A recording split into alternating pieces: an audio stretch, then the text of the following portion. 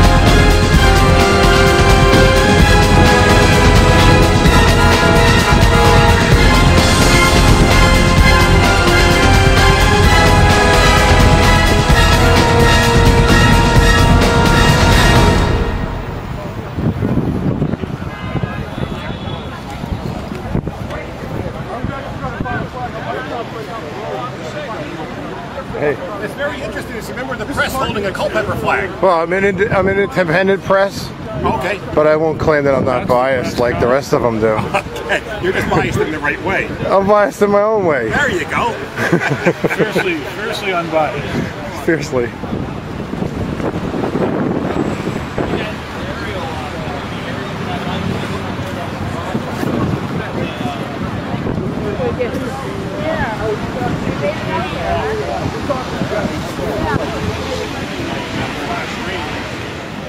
Hey, can you guys hear me all right? Yeah! All right, good. Our next speaker is a mom of 7 from Wilbraham who's concerned about her Second Amendment rights. Please welcome Tara Kozub and the Klan.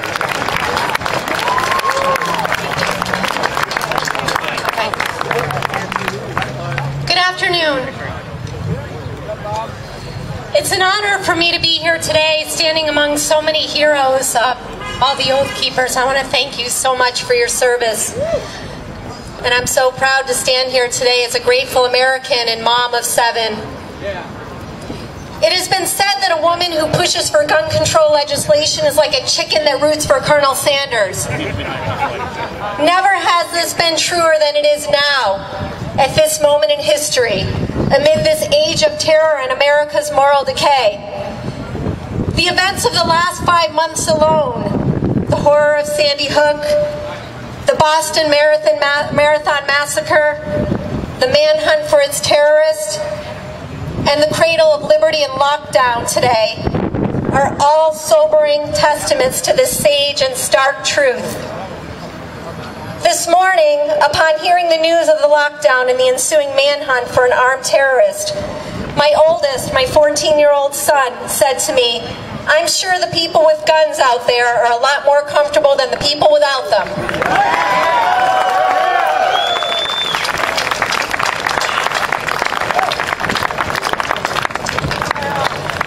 As a teenager unsullied by the anti-gun propaganda of the day, he gets it.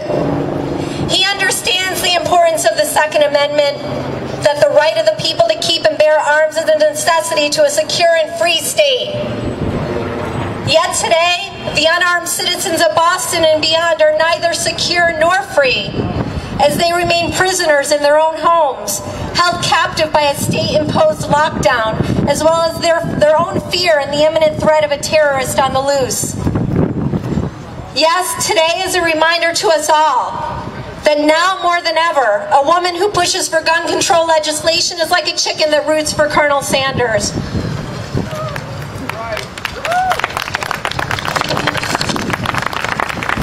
Yet, in this Commonwealth and in this country, I find myself, to our children and country's great peril, surrounded by women, moms and teachers in particular, who are pushing for even more gun control legislation.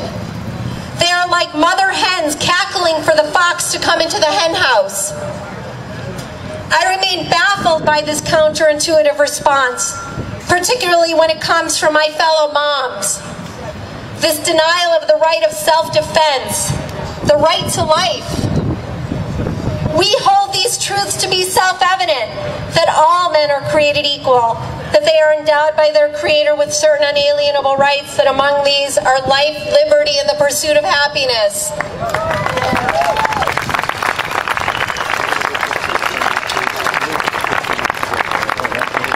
God gave us our fight or flight instincts for a reason. Moms in particular have a heightened sense of this, especially when it comes to defending our children. It is a mom's most basic instinct to want to protect her children. Even the mother animals have this sense. I am reminded of the mother salmon who swims upstream against perilous currents to protect and ultimately give life to her young. Yet we are living in a time where we are being bombarded by counterintuitive messages. The media, the feminist movement, public educators, and politicians have all conditioned far too many women, particularly moms, to question and deny human nature, to give over to the government what by our God-given human nature is ours. Today I want to recount a chilling yet revealing conversation I had with one of my son's former second grade teachers and a fellow mom just a few days after the Sandy Hook massacre. We were two moms taking a few of our children to a play audition when we saw each other. And upon seeing each other, we hugged and cried together, sharing our grief over this incomprehensible crime, these tragedies, and sharing our fear that this same fate might one day befall a school in our district. What she said in that moment, I believe, should be a clarion call for every American, particularly every Second Amendment advocate in America. In reference to my son's school, in every classroom in that school, she said, "We are like sitting ducks." Sitting ducks. This woman, this fellow mom and teacher, with tears in her eyes and fear, admitting that if a madman or a terrorist were to enter my children's school, she would have no recourse. I'll never forget the fear and helplessness in her eyes. Now, I'm not sure if she was a pro or anti-Second Amendment person, but I know that at that moment she made a perfect case for arming every willing teacher in every school in America.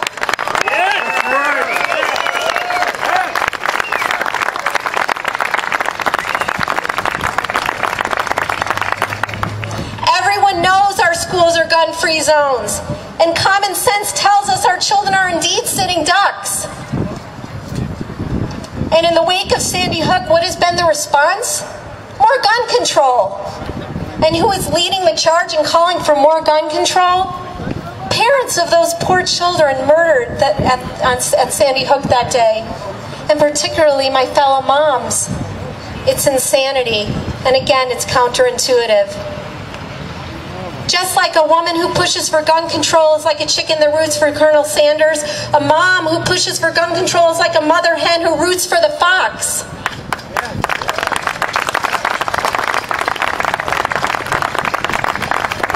Yet it is mind-boggling to note that women, moms in particular, are leading the charge to disarm America. The push for greater gun control has recently been dubbed the next great women's movement. Yeah. Aided and abetted by feminist groups like the National Organization for Women and a coalition of mothers calling themselves Moms Demand Action for Gun Sense in America. As a gun-owning mom of 7, I find it ironic but predictable that the same now feminists whose rallying cry is "my body, my choice" under the banner of empowerment are the same liberal feminists who seek to disempower me by stripping me of my Second Amendment rights.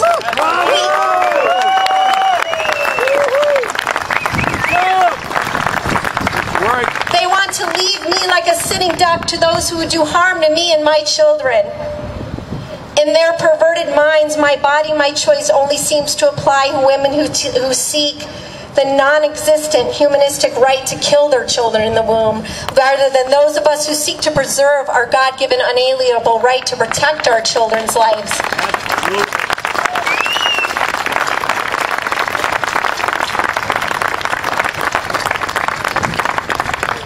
Whether witting or unwitting, to be anti-Second Amendment is to be anti-life. That's right. As for the moms demanding action for gun sense in America, my message to them is, stop seeking gun sense and instead seek truth and the legacy of common sense chronicled in our Constitution and proclaimed for us by our founding fathers. For it is a mutable truth that every school massacre, be it Littleton, Paducah, Blacksburg, Aurora, Tucson, and now Newtown, took place in what were deemed gun-free zones, where the victims were sitting ducks, as the cowards who perpetrated these atrocities knew they would not fight back.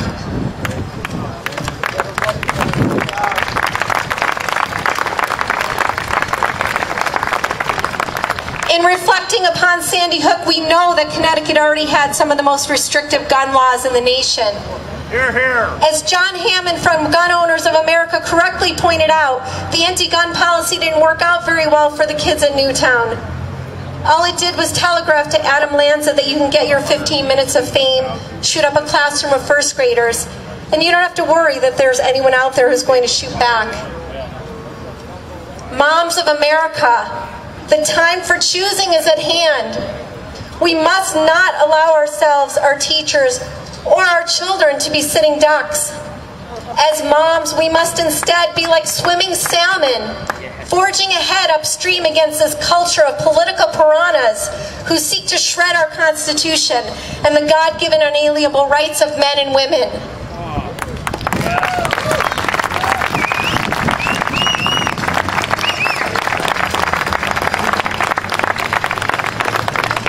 Just as our brave oath keepers here today, those heroes among us, who like our founders before us have pledged their lives, fortunes, and sacred honor as guardians of our republic, we moms must do the same.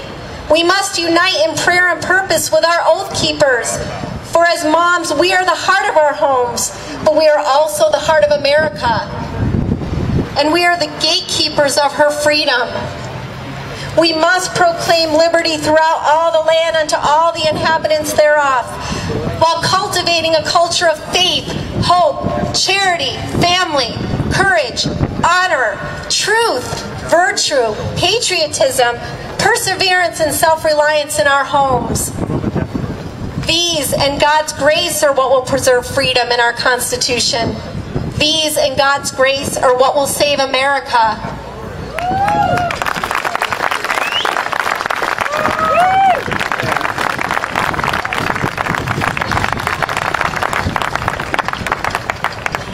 not be easy, of that we can be sure. But as Thomas Paine well knew, what we obtain too cheap, we esteem too lightly. I'll end with a quote from the late, great Iron Lady, Margaret Thatcher, who would surely stand with us in this cause of freedom. And she said, she knew, as we know, freedom is not synonymous with an easy life. There are many difficult things about freedom. It does not give you safety. It creates moral dilemmas for you.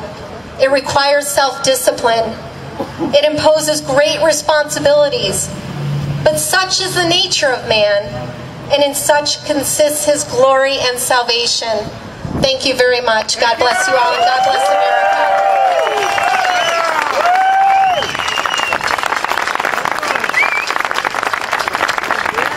Okay, get out a pad and a pen. Write down Tara Kozub. If you see her speaking anywhere, get there. It's going to be an awesome speech. Thank you, Tara. I want to do a quick visual. Tara, if you don't mind. Don't stand up next to me. A very quick visual for the women out there, okay? I'm 6'5", 250 pounds. Tara, come stand next to me. Unarmed, she doesn't stand much of a chance. Put a 9mm or a 38 in her hands, I'm done for. Great visual.